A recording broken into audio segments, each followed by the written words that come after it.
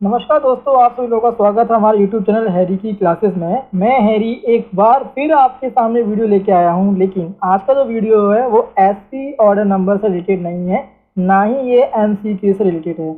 आज का जो वीडियो है ये आपका जो प्रीवियस ईयर का पेपर हुआ था सन 2020 के अंदर, उसको हम डिटेल में समझेंगे। ठीक है, जो पेपर हुआ था उसके समझेंगे। तो वीडियो स्टार्ट करने से पहले मैं सभी लोगों से रिक्वेस्ट करूंगा कि अगर आप हमारे यूट्यूब चैनल पर नए हैं तो प्लीज़ हमारे चैनल को लाइक कीजिएगा, शेयर कीजिएगा, अपने फ्रेंड के साथ शेयर कीजिएगा, सब्सक्राइब कीजिएगा और हाँ, बेल आइकन को जरूर प्रेस कीजिएगा, जिससे मैं कोई वीडियो लेकर आता हूँ तो आपको उसका नोटिफिकेशन मिल सके। चलिए स्टार्ट करते हैं वीडियो।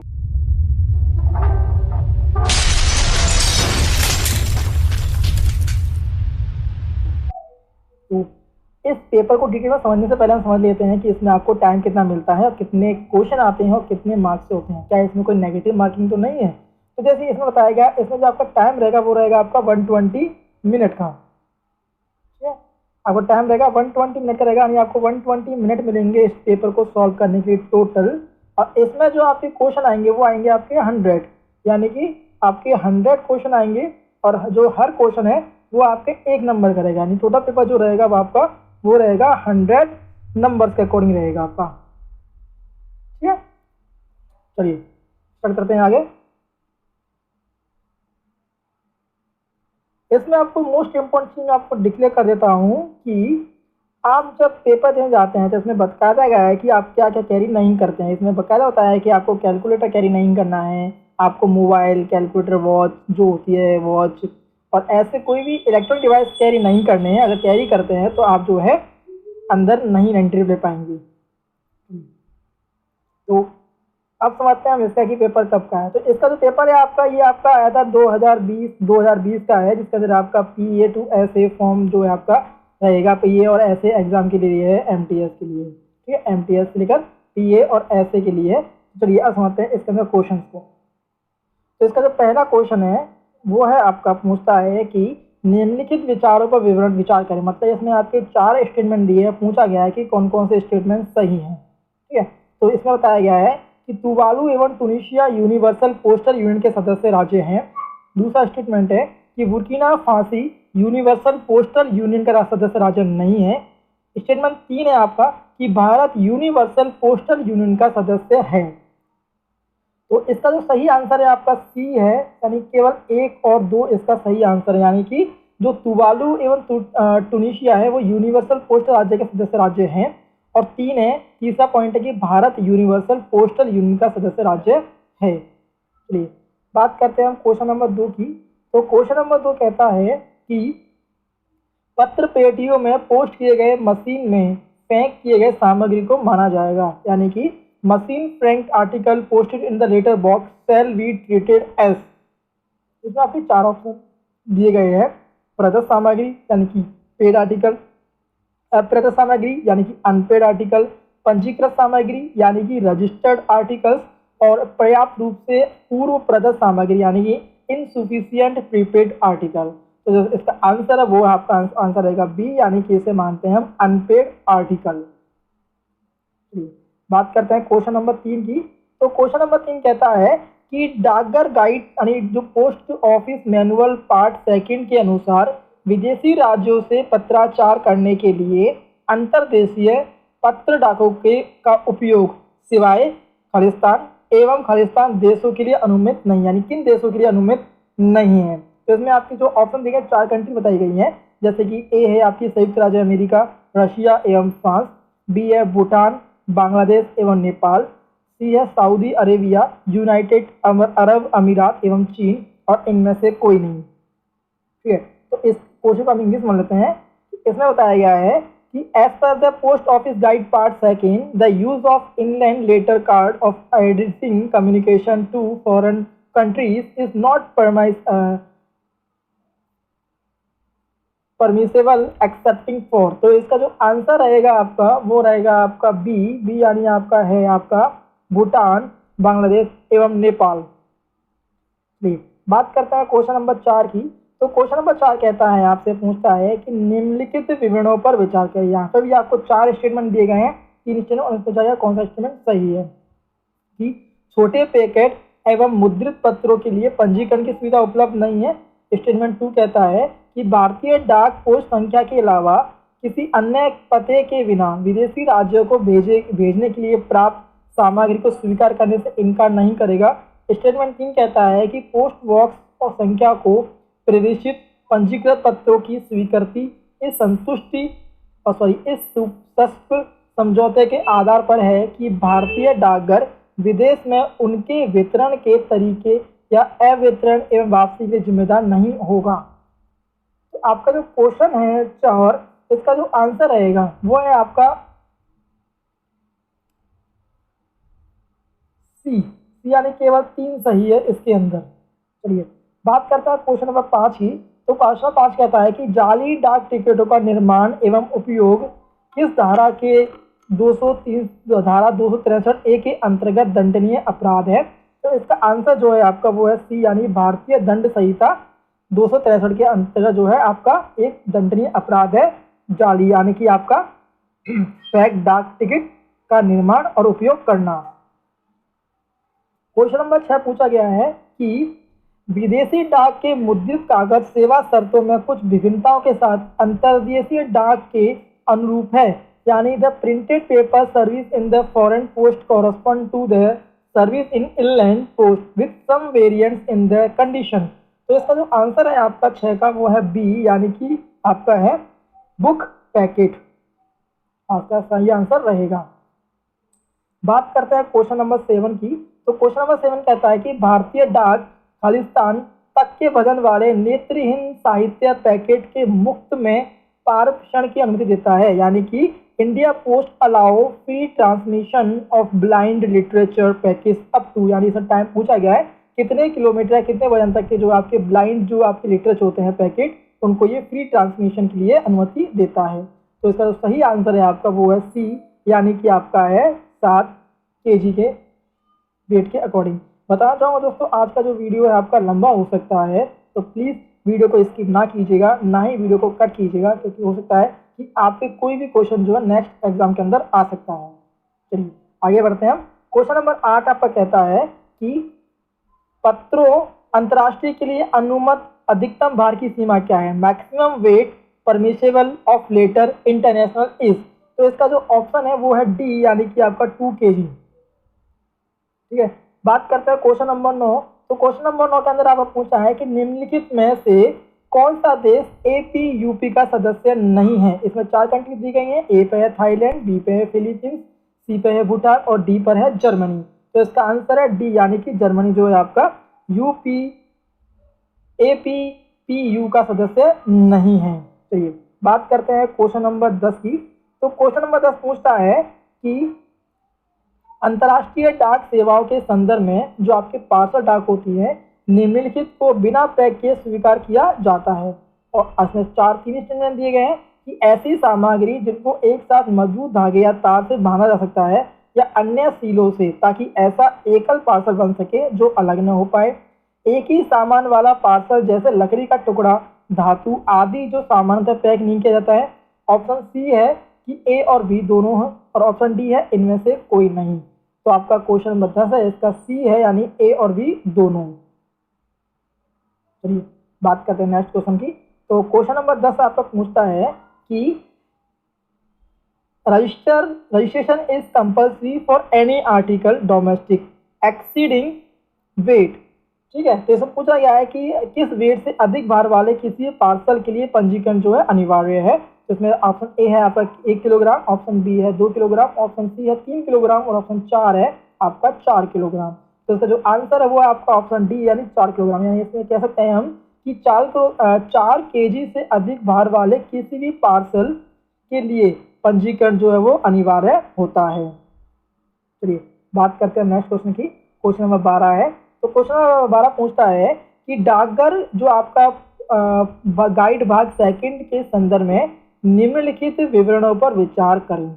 ऑप्शन ए है कि बिना डाक शुल्क अदा किए पोस्ट किए गए पत्र पर वितरण के समय 2 गुना डाक शुल्क वसूला किया जाता है। ऑप्शन बी सेकेंड स्टेटमेंट कहता है कि पोस्ट करते वक्त पर्याप्त शुल्क अदा नहीं किए जाने पर वितरण के वक्त कम अदा की गई राशि का दोगुना वसूल किया जाता है। स्टेटमेंट 3 कहता है कि पोस्ट करते वक्त पर्याप्त शुल्क अदा नहीं किए जाने पर वितरण के वक्त कम अदा की गई राशि वसूल की जाती है। उपयुक्त दिए गए वितरण में से कौन सा जो है वितरण सही, यानी कौन सा स्टेटमेंट सही है, ये पूछा गया है इसके अंदर। तो इसका जो आंसर रहेगा आपका वो रहेगा आपका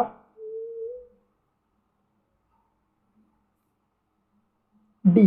डी यानी इनमें से कोई भी सही नहीं है। बात करते हैं क्वेश्चन नंबर 12 की।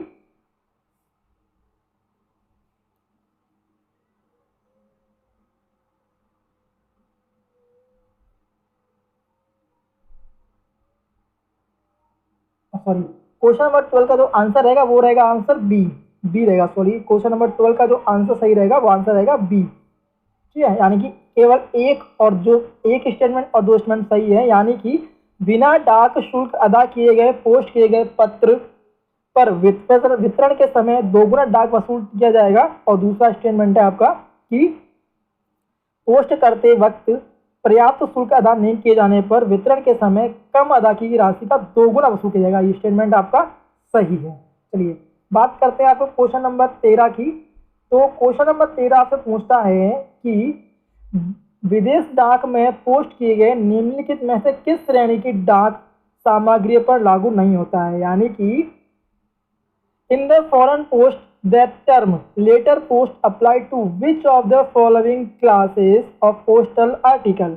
ऑप्शन ए है स्मॉल पैकेट्स, ऑप्शन बी है literature for the blind, option C है यानी तीसरा है पोस्ट कार्ड, और ऑप्शन डी है यानी लेटर्स। तो इसका जो सही आंसर रहेगा क्वेश्चन नंबर आपका रहेगा मिनट जो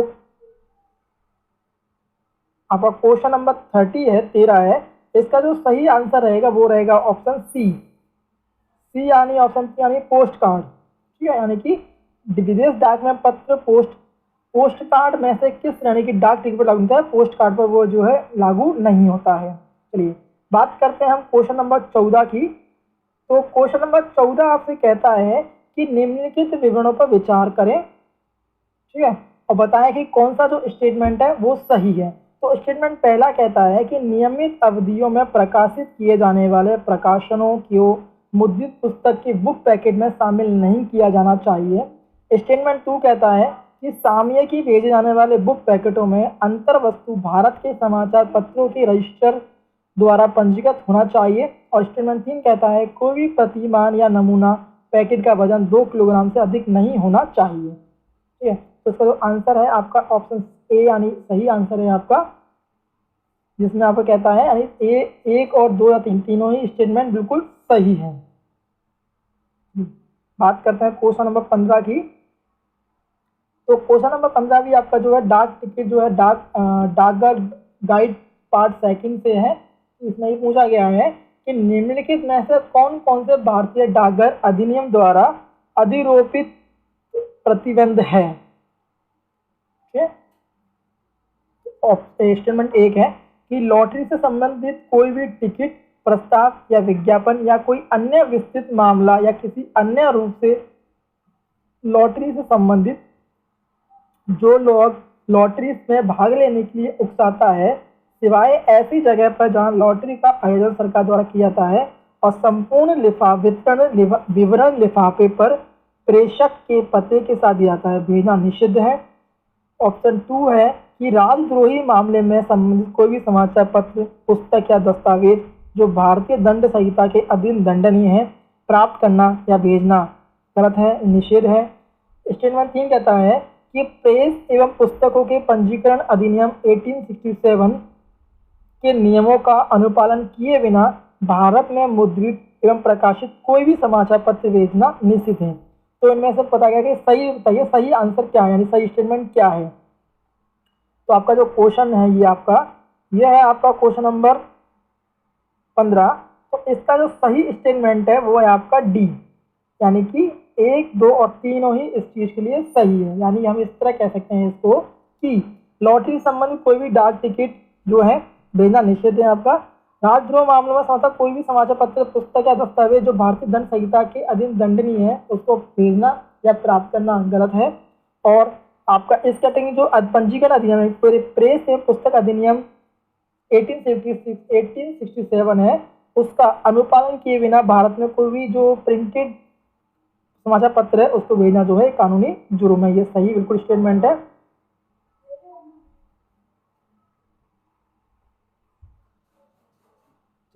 समझते हैं हम क्वेश्चन नंबर 16। क्वेश्चन नंबर 16 कहता है कि post office guide part first के अनुसार,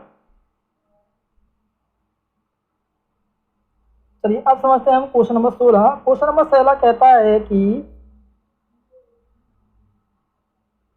post office guide part first के अनुसार एक पोस्ट रेस्टोरेंट सामग्री यानी जिसका मूल्य अदा नहीं किया गया है उसे डाकघर को भेजा गया है तो वहां कितने दिन तक उसे रखा जा सकता है। ठीक है, टाइम अवधि पूछिए, टाइम अवधि क्या है। तो 16 का ऑप्शन जो है सो 4 ऑप्शन दिए हैं, 1 महीना, 7 दिन, 15 दिन या 21 दिन। तो इसका सही आंसर वो है आपका 1 महीना, यानी 1 महीना जो है आपकी पोस्ट रेस्टेंट आर्टिकल है वो अवधि पोस्ट ऑफिस में रखी जा सकती है। चलिए बात करते हैं हम क्वेश्चन नंबर 17 की। तो क्वेश्चन नंबर 17 कहता है कि प्राधिकरण संख्या,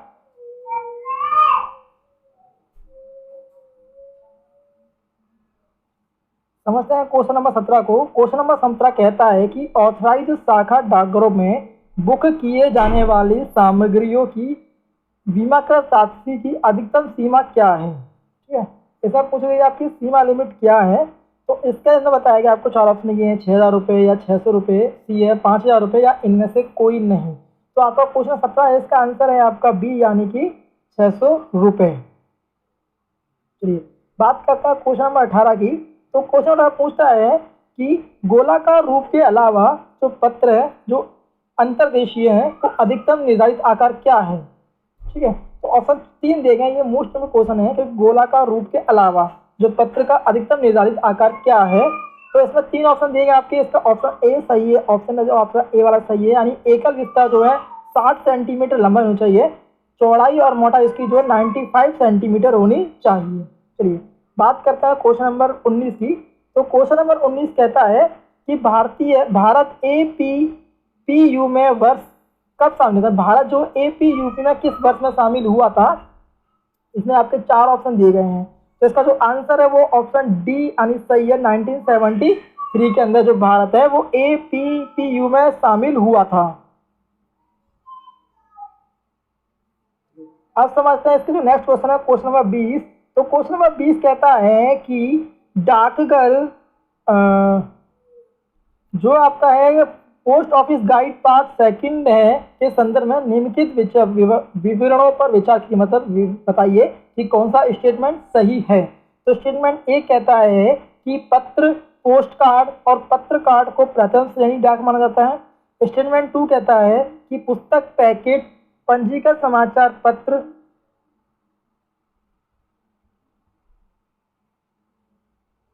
समाचार पत्र, प्रतिमान एवं नमूना पैकेट एवं नेत्रहीन साहित्य पैकेट को प्रथम श्रेणी सामग्री माना जाता है।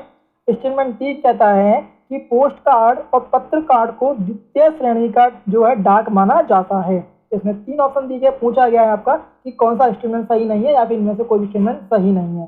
तो जो क्वेश्चन नंबर 20 है आपका, इसका ऑप्शन नंबर सी सही है। केवल पहला जो स्टेटमेंट सही है, यानी कि जो पत्र, पोस्ट कार्ड और पत्र कार्ड है उन्हें जो है प्रथम श्रेणी का डाक माना जाता है। चलिए बात करते हैं क्वेश्चन नंबर 21 की।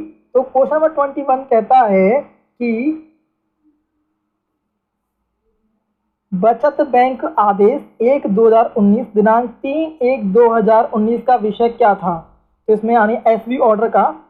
ठीक है, तो इसमें ऑप्शन आपका स्टेटमेंट ए कहता है कि MIM, MIS, SCSS, KVP, NSC, PPF योजनाओं को ग्रामीण शाखा डाकघर स्तर पर तक चेक के माध्यम से विस्तारित करने के संबंध में थी। ऑप्शन बी कहता है कि जो आपका है विड्रॉल फॉर्म SV7 एवं जमा पर्ची SV 103 में आधार विजायन सुविधा को शामिल करने के संबंध में थी। ऑप्शन सी है डाकघर बचत बैंक बचत खाते के लिए इंट्रा ऑपरेबल नेट बैंकिंग के संदर्भ में थी, या इनमें से कोई सी भी संदर्भ नहीं था आपका एसबी ऑर्डर नंबर 1/2019। तो इसका जो आंसर है आपका 21 का वो है सी यानी कहता है आपका कि जो आपका डाकघर बचत खाता बचत खाते के लिए इंट्रा ऑपरेबल नेटवर्किंग के लिए जो है आपका एसबी ऑर्डर नंबर 1/2019 था। चलिए बात करते हैं आपका क्वेश्चन नंबर 3। इससे बताना चाहूँ कि मैं एसबी ऑर्डर की वीडियो दे चुका हूँ, आप जाके चाहे तो पूरे एसबी ऑर्डर देख सकते हैं, क्योंकि आपके जो है एसबी ऑर्डर के सब्जेक्ट से रिलेटेड या उसके इंटरनली जो होता है उस रिलेटेड भी क्वेश्चन पूछे गए हैं। चलिए बात करते हैं क्वेश्चन नंबर 22 की। तो एक में स्टैम्प सीम की कीमत क्या है, यानी एक जो आपकी स्टैम्प सीट होती है माई स्टैम्प सीट, उसकी कितनी कीमत है। तो उसके ऑप्शन ए है 2200 रुपये, ऑप्शन बी है 300 रुपये, ऑप्शन सी है 500 रुपये, या फिर इनमें से कोई नहीं। तो इसका जो आंसर है वो ऑप्शन बी यानी कि 300 रुपये, जो आपका मैं यानी माई स्टैम्प जो होता है उसकी कीमत होती है 300 रुपये। चलिए बात करते हैं हम क्वेश्चन नंबर 23 की।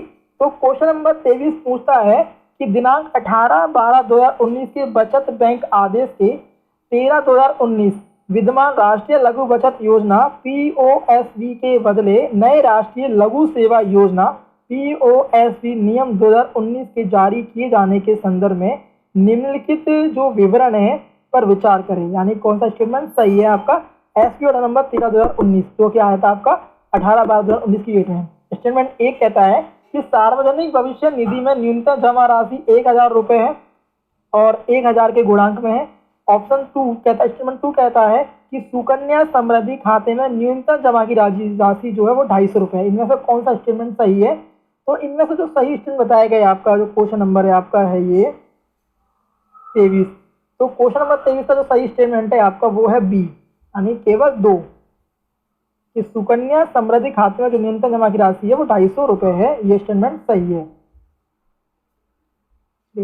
बात करते हैं हम क्वेश्चन नंबर 24 की।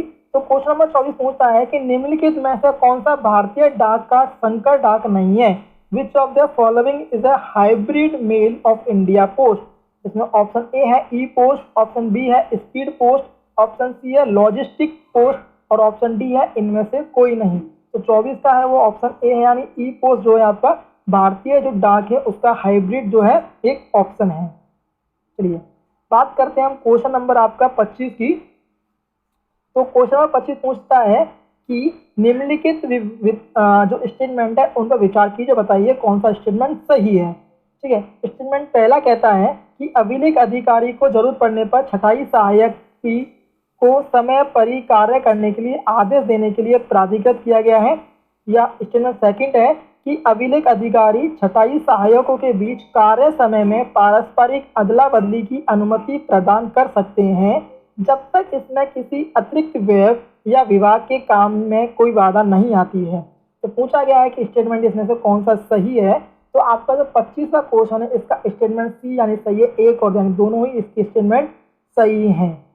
चलिए बात करते हैं हम क्वेश्चन नंबर जो आपका नेक्स्ट है क्वेश्चन नंबर 26। तो क्वेश्चन नंबर 26 कहता है आपका कि विदेश डाक नियमावली के संदर्भ में यानी जो फॉरेन पोस्ट आपका है मैनुअल उसके अकॉर्डिंग उसके आपके रेफरेंस में विनियम कार्यालय जहां पर विदेश डाक के सीमा शुल्क के निर्धारण का कार्य भी किया जाता है वो कौन सा है। यानी कि आपका सब फॉरेन पोस्ट ऑफिस है या विदेश डाकघर जिसमें मतलब फॉरेन पोस्ट ऑफिस है, NDC है या इनमें से कोई नहीं है। तो आपका जो क्वेश्चन नंबर 26 है इसका ऑप्शन नंबर बी है, यानी कि आपका विदेश डाकघर है जहां पर आपका विनियम कार्यालय है जहां पर विदेश डाक का जो सीमा शुल्क है वो निर्धारित किया जाता है। चलिए बात करते हैं हम क्वेश्चन नंबर 27 की। तो क्वेश्चन नंबर 27 पूछता है कि डाक जीवन बीमा के संदर्भ में निम्नलिखित विवरणों पर विचार कीजिए, बताइए कौन सा स्टेटमेंट सही है आपका। तो इसमें आपको 4 ऑप्शन दिए गए हैं। पहला स्टेटमेंट है कि सुरक्षा जीवन भर का बीमा है। स्टेटमेंट 2 है कि संतोष अक्षय निधि बीमा है। इनमें से कौन सा स्टेटमेंट सही है 27 क्वेश्चन में। तो इसका ऑप्शन ए यानी सही है कि सुरक्षा जीवन भर का जो है बीमा है। चलिए बात करते हैं क्वेश्चन नंबर 28 की। तो क्वेश्चन नंबर 28 पूछता है आपका कि जो आपका डाक नियम यानी पोस्टल मैनुअल वॉल्यूम 3 के अनुसार जो आपको कुछ स्टेटमेंट दिए गए हैं और पूछा गया है कि कौन सा स्टेटमेंट सही है। तो पहला स्टेटमेंट है कि धूम्रपान, खाना पकाना एवं बत्ती का उपयोग या आपराधिक व्यक्तियों का मेल वैन में प्रवेश की सख्ती से मनाही है। स्टेटमेंट 2 कहता है कि मंडल अध्यक्ष के विनिश्चित लिखित प्राधिकरण के बिना मेल वन से कोई स्टोव या निजी लैंप नहीं ले जाना चाहिए। ऐसे मामलों में स्टोव या लैंप जो ज्वलनशील सामग्री है को गिनती में नहीं लिया गया है या पैक नहीं किया गया। तो इसमें स्टेटमेंट पूछा गया, स्टेटमेंट कौन सा सही है सही है आपका। तो जो क्वेश्चन नंबर आपका 28 है उसका स्टेटमेंट 2 सही, यानी कि एक और दोनों स्टेटमेंट इस चीज के लिए सही है। चलिए बात करते हैं आपकी नेक्स्ट क्वेश्चन की। तो क्वेश्चन नंबर आपका 29 पूछता है कि ग्राम प्रिय योजना 10 वर्षीय डाक जीवन बीमा में प्रविष्ट की अधिकतम आयु कितनी, यानी कि जो आपकी है 10 वर्षीय डाक बीमा योजना है उसमें जो मैक्सिमम एज कितनी है एंट्री लेने के लिए। तो इसमें 4 ऑप्शन दिए हैं आपके। तो इसका जो ऑप्शन 29 का ए सही, यानी 45 वो सही, यानी कि आपका 10 वर्षीय डाक जीवन योजना बीमा योजना में एंट्री लेने के लिए जो है 45 जो है मैक्सिमम एज है। चलिए बात करते हैं हम क्वेश्चन नंबर आपकी 30 की। तो क्वेश्चन नंबर 30 कहता है कि आपकी जो पोस्टल मैनुअल वॉल्यूम जो है आपका 6 भाग 3 के अनुसार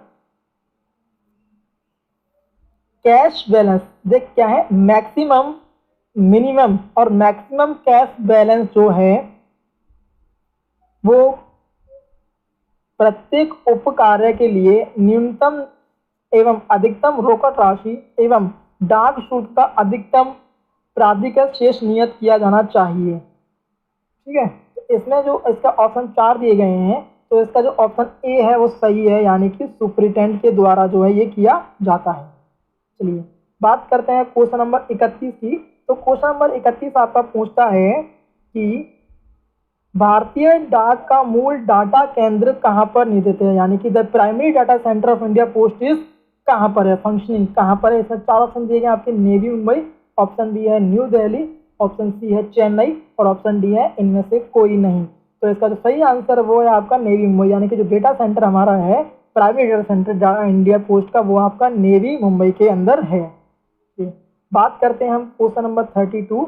तो क्वेश्चन नंबर 32 पूछता है कि विदेश जो डाक नियमावली यानी कि फॉरेन पोस्ट मैनुअल के संदर्भ में है, इसमें पूछा गया है कि डाक सामग्रियों को उनके पते पर न भेजकर एक ऐसे थैले में डालना जो किसी और देश के लिए भेजी जा रही है, इसे कीड़ावड़ अग्रसेर कहा जाता है।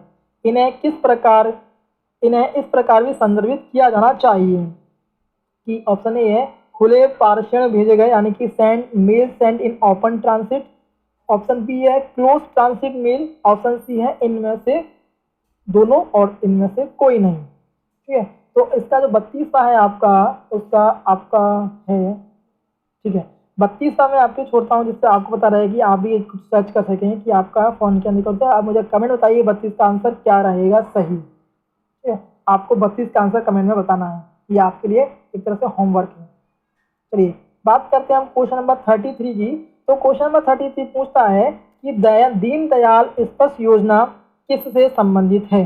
तो ऑप्शन ए है ग्राम बाल जीवन बीमा के लिए, या फिर दूसरा है बच्चों के बीच डाकघर बचत बैंक खाते को जो है प्रोत्साहित करने प्रमोट करने के लिए, या फिर सी है सुकन्या समृद्धि खातों के जो प्रमोशन के लिए, या बच्चों के बीच फिलटेली को जो है प्रमोशन करने के लिए। तो ऑप्शन डी है आपका बच्चों के बीच फिलटेली को जो है प्रमोट करने के लिए, ऑप्शन डी इसका सही आंसर रहेगा। चलिए बात करते हैं हम क्वेश्चन नंबर 34 की। तो क्वेश्चन नंबर 34 कहता है कि जो क्वेश्चन नंबर 34 लिया गया है ये आपका लिया गया है पोस्टल मैनुअल वॉल्यूम 3 के रूल नंबर 65 के अकॉर्डिंग दिया गया है। इसमें बताया ये पूछा गया है कि बीमा की मोहरें को किसके कब्जे में रखी जानी चाहिए जो इनकी सुरक्षित अभिरक्षा के लिए उत्तरदायी है, और यदि इनका कोई गलत उपयोग होता है तो वह उसके लिए जवाबदार होगा। तो इसमें 4 ऑप्शन दिए गए हैं। ऑप्शन ए है मेल एजेंट यानी डाक एजेंट, ऑप्शन बी है मल्टीटास्किंग स्टाफ, ऑप्शन सी है आपका ऑफिस असिस्टेंट और ऑप्शन डी है आपका हेड सॉर्टिंग असिस्टेंट। तो इसका जो आंसर वो है आपका डी यानी कि हेड सॉर्टिंग असिस्टेंट इसका सही आंसर रहेगा। चलिए बात करते हैं क्वेश्चन नंबर 35 की। तो क्वेश्चन 35 का तो पूछा गया है कि डाक जीवन बीमा योजना में परिवर्तित संपूर्ण जीवन बीमा योजना यानी सुविधा के लिए न्यूनतम और अधिकतम जो है क्या राशि है, बीमा के लिए क्या राशि बताई गई है। तो इसमें 3 ऑप्शन दिए गए हैं आपके, 4 ऑप्शन।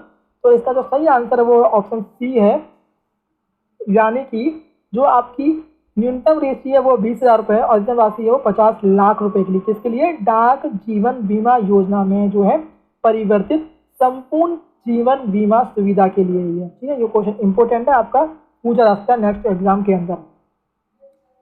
चलिए बात करते हैं क्वेश्चन नंबर 36 की।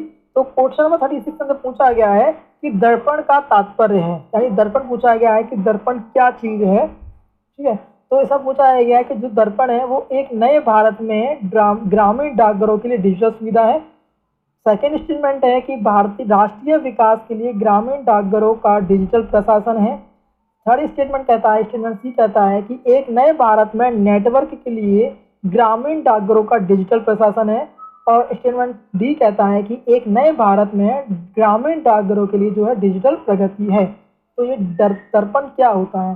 तो जो आपका ऑप्शन सी 36 है उसका ऑप्शन डी आंसर सही है, यानी ये वाला आपका जो आंसर वो सही है, ये वाला, यानी कि डी आपका आंसर जो है सही है।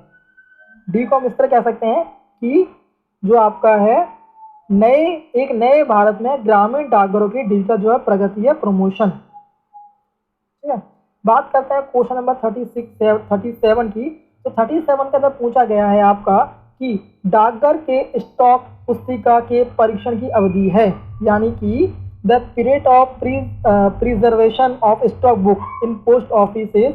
इसमें 3 ऑप्शन दिए गए, 3 साल के लिए, या फिर आपकी है नई स्टॉक पुस्तिका उपयोग करने के समय से लेकर 10 साल तक है, या ये परमानेंट रिकॉर्ड रहेगा, या इनमें से कोई नहीं। तो इसका जो आंसर है वो है सी है, यानी ऑप्शन बी है, यानी कि जो आपका रहेगा वो 10 साल के लिए रहेगा, यानी ऑप्शन जो बी है इसका सही आंसर है। चलिए बात करते हैं हम क्वेश्चन नंबर 38 की। तो क्वेश्चन नंबर 38 में पूछा गया है कि डाकघर मासिक आय योजना लेखा का खाता खोलने के लिए अपेक्षित न्यूनतम राशि क्या है, यानी कि ऐसा पूछा गया मिनिमम अमाउंट क्या है आपका postal office monthly income scheme open करने के लिए। तो इसका जो सही आंसर है वो है आपका बी कहता है, यानी कि बी कहता है आपका, यानी कि 1,000 रुपये, यानी 1,000 रुपये जो है आपकी जो है कम से कम जो है अमाउंट है इसके लिए monthly income saving account open करने के लिए पोस्ट ऑफिस के अंदर। लिए बात करते हैं आपके क्वेश्चन नंबर 39 के लिए। तो क्वेश्चन नंबर 39 पूछा गया है वो है आपका पोस्टल मैनुअल वॉल्यूम 3 का पार्ट 1 के रिलेटेड है। इसमें पूछा गया है कि प्रेषितियों द्वारा डाकघरों को उनके अलावा दूसरे व्यक्तियों को सामग्री या धनादेश प्राप्त करने के लिए प्राधिकृत किए गए जाने के मामले में यदि यह निर्धारित समय पर नवीनीकृत नहीं किया जाता है तो इसे कितने समय के बाद जो है व्यक्त मान लिया जाएगा। ठीक है, तो 6 महीने, ऑप्शन ए है 6 महीने, ऑप्शन बी है 2 साल, ऑप्शन सी है 1 साल और ऑप्शन डी है आपका 3 साल। तो इसका जो सही आंसर है ये मैं इसलिए मैं आपसे छोड़ता हूँ जिसमें आप मुझे कमेंट करके बता सकें कि इसका सही आंसर क्या है, या फिर मैं आपको इसका रिप्लाई कमेंट के थ्रू दूंगा, या फिर नेक्स्ट वीडियो जब भी इसके लिए नेक्स्ट आएगा मैं उसके लिए आपको दूंगा इसका सही रिप्लाई। चलिए बात करते हैं हम क्वेश्चन नंबर आपका जो है 40 यानी 40 के अंदर। तो क्वेश्चन नंबर 40 में पूछा गया है कि निम्नलिखित में से किन कर्मचारियों को डाक जीवन बीमा के लिए पात्र माना जाता है।